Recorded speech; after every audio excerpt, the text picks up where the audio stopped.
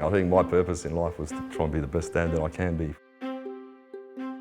I absolutely agree with that, 100%, yep. My purpose in life is to be a dad. I had a motor vehicle accident in 1989. I was with a friend. It had been raining, the car spun off the road, hit a tree. I had my injury in 2005. I just purchased a house that needed renovations. One day I just happened to be in the wrong place at the wrong time. I had a chimney and a brick wall collapsed. It fell on top of me. Fortunately, my friend walked away, but dislocated my vertebrae. Resulted in a paraplegia T3 level, completely severed. And did all sorts of damage, a lot of internal damage, but I ended up breaking my spine at L1 to T12 level. Since then, been married to Rosalie for 25 years, and I've got 2 boys. Connor's 20 and Angus is 18. I have 2 children, they're twins, a boy and a girl, Nicholas and Angel, and they're 6 years old. Well, I think I always wanted to be a dad, really. We got things rolling. I went and got a bit of medical advice about whether I was able to be a dad, and once I'd sort of had a couple of appointments, they were able to say, yes, you can be a dad, no problem at all. Yeah, I always wanted to become a father, but when I broke my back at 29, I thought that it was going to be out of reach. Unfortunately, you know, my relationships didn't work out. And then over time, I just found I was getting a bit lonely and depressed and unhappy and felt like something was missing. And then it was getting close to my 10-year anniversary since I had my injury, and I was also turning 40. I wanted to make that year a special year, so I decided to go through surrogacy. I went to the fertility clinic here in Adelaide and got my sperm tested to make sure I was still able to have children. And once that came back, I managed to find a doctor in Thailand and arranged to have an IVF surrogate, and that was the start of the journey. The first time I got to actually hold them was the next day after they were born, and I got to put both of them in my arms, and when I did, it just felt complete, and I felt so proud. And once I had them, it's like I could see a future, which is what I was missing before I had them. Obviously, you do have a little bit of trepidation about being a dad, don't you? Yeah. Can you do what you think you should have done? So I sort of had these preconceived ideas that I had to be like my dad was with me. Issues like, you know, if you have kids, how are you going to teach them to kick a football or ride their bike or anything like that? But once the boys were born, it didn't matter. Yeah, I did. I had fears, but you know, I think everybody that's going to become a parent for the first time has those fears. But at the same time, I was thinking, you know, because of my condition, I added more pressure, put more pressure on myself, thinking whether I'll be able to handle doing it or not. The first time I held them, it's just like, you know, my heart opened up and just swallowed them whole. I was just, yeah, I just felt complete. My family was really excited, but at the same time, they probably had the same worries that I had as well. I got a big supportive family, so I knew I had help if I needed it.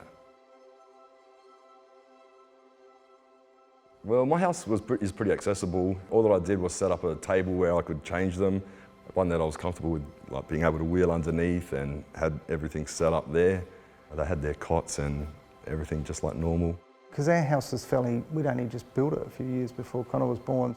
My sister gave us a change table, but sometimes I was the change table because it was just easier to do things on my lap. For me, being T3 level, balance is a major issue. So it was basically one hand down, and that was pretty well it. Yeah. So that's with my balance, because I've always got to hold on to lean over and pick up. Yeah, I'm the same. Like with me, from wrapping them up in the muslin and making a sling out of a blanket when they were on the floor to pick them up, and then just lift them up like that. And luckily, I got a bit more balance, so I could reach over and put them on my arm here and rest their head in my palm. As they got to toddler age, they started to develop their own little personalities, and they knew all they had to do with me was to walk up, turn around like that, and I would just put the arm under the armpits and bang, straight on my lap. Yeah, it was pretty challenging. I had my mum living with me for the first few months, but then I found we were just both tired all the time because sleep deprivation was a big thing with twins. And I said to her, look, I think you have to just go home and leave us to it and work it out. And when I get too tired, I'll call you to come and help. And we did, and I think that was the best thing for us because in the end, the babies learnt to work with me and we made a team and we got through it. My first son was preemie. So then when we got home, we were really cautious, like we didn't really go out of the house much unless we really needed to. And when I drove, it was like, geez, it was like I was an old man driving about 40 kilometres an hour, those sort of things. Once they started walking, I remember we went to a play cafe for the first time. They're pretty good because I kind of explained everything to them before we actually got there and got out, so they knew what to do when we got there. And yeah, I guess luckily they'd listen, and I told them, you got to stay next to me, and yeah, we had a good time.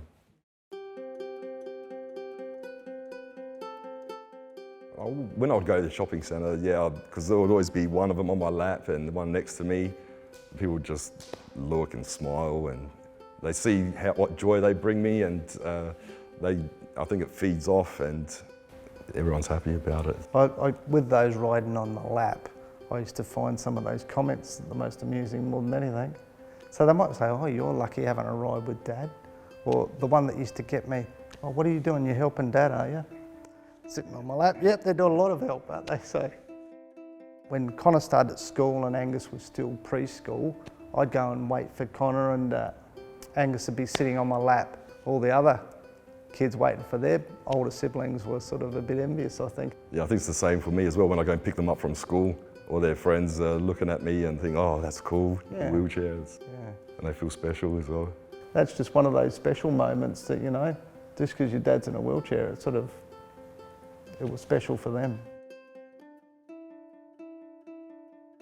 I suppose with my kids, I'm from a sporting family, so sport was a major part of our lives. When they were really little, it was probably more so, basic little things like watching DVDs together, the Wiggles and things like that.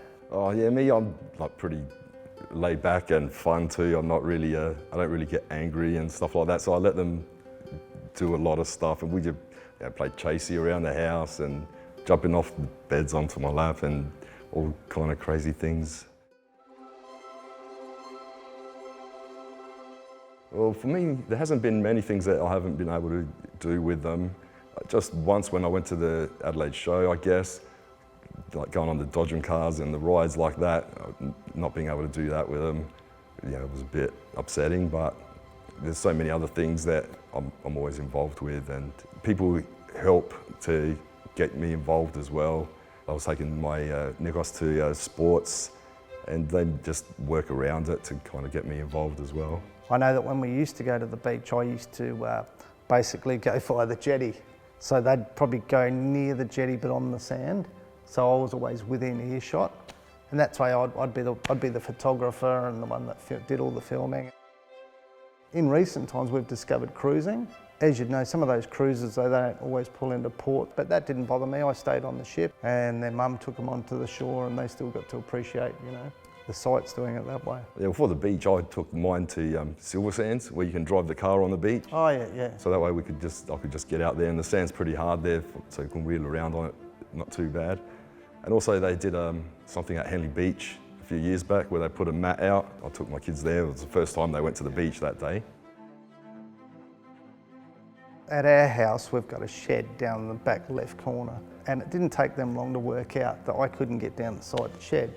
So there'd be occasions there where they'd be a bit naughty and that, and they'd just go and hide or whatever, and I'd go looking for them and that sort of thing, and I could hear them giggling down the side of the shed because they knew that I couldn't get down the side of the shed. So I usually scare them out of there, basically. I thought I saw a snake down there the other day.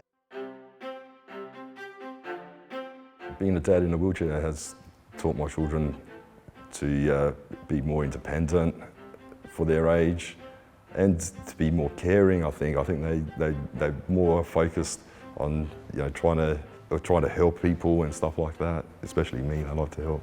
You know, they both have empathy when it comes to other people with disabilities. They take an interest.